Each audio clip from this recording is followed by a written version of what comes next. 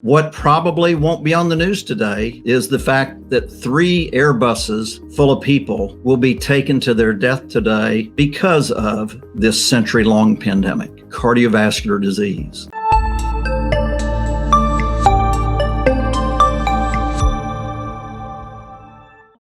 An Airbus holds between 700 and 800 folks. Every 8 hours, the equivalent of one of those takes people to their death. And guess what? They didn't know they were booking passage on that airplane. And yet the destination was already in the flight plan. How do we get you off of that airplane? Or better yet, not even boarding it in the first place? Just some important stats that are as recent as 2018. That's the latest that the American Heart has released any statistics, but nearly 900,000 preventable cardiovascular deaths in the year 2018. Most of those were from coronary artery disease, heart attacks. And if you've watched this channel, I know you've heard this quote, that half of all people with coronary artery disease, plaque in their coronary arteries, their first symptom is either their death or their heart attack. We can't wait for symptoms. And that's why we can't rely on stress tests to make important decisions. And I know Ford has done lots of talks about the tests that are being offered now and their deficiencies. COVID, as bad as that pandemic has been, has had roughly 450,000 deaths. This is US stats. And as he mentioned, most of these folks had these, quote, cardiovascular comorbidities. They had a fire brewing in their arterial system that was just waiting for the match to really light the blaze. So right now, or as of 2018, every 34 seconds, there's a heart attack. There's a stroke every 40 seconds. And if you're over age 40, 2 out of 3 of the men and 1 out of every other woman will have cardiovascular disease. That's if you don't do anything about it. You're on that airplane, 2 of 3 men, half of all women are already on this airplane. Let's get you off of that.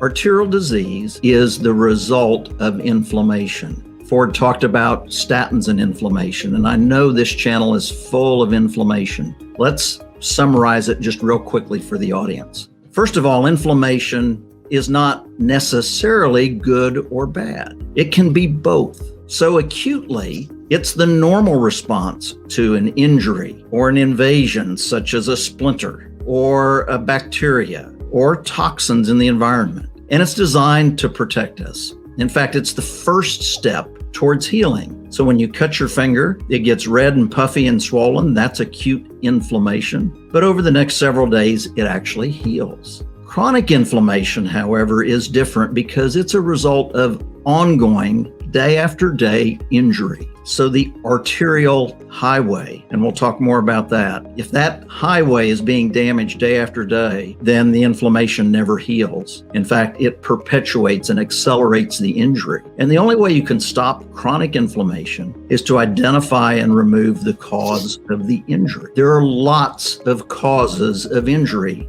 to the arteries. And that's in fact the topic of part 2 of our series. The leading causes of death, this was published about 5 or 6 years ago in the Journal of the AMA. And again, if you've watched this channel, you know these stats. What we eat is the number 1 leading cause of death. How much we weigh is number 4. How active we are is number 5. And as important as things like smoking and blood pressure and blood sugar and cholesterol are, the top 3 out of 5 are things that are totally within our control. Smoking's within your control. And guess what? When you control those things, you end up having a benefit on blood pressure and blood sugar and cholesterol. The good news is you are the dominant force in your life. You just need to know, what do I need to do? Not what does my neighbor need to do, but what do I need to do? What is the specific information that will help me to know the right answers? Guess what? If there was a single right nutrition plan for everybody, that would have been publicized. If there was a single right exercise program for everybody, that would have been publicized. We now know that precision recommendations are what lead to better outcomes. In fact, best outcomes.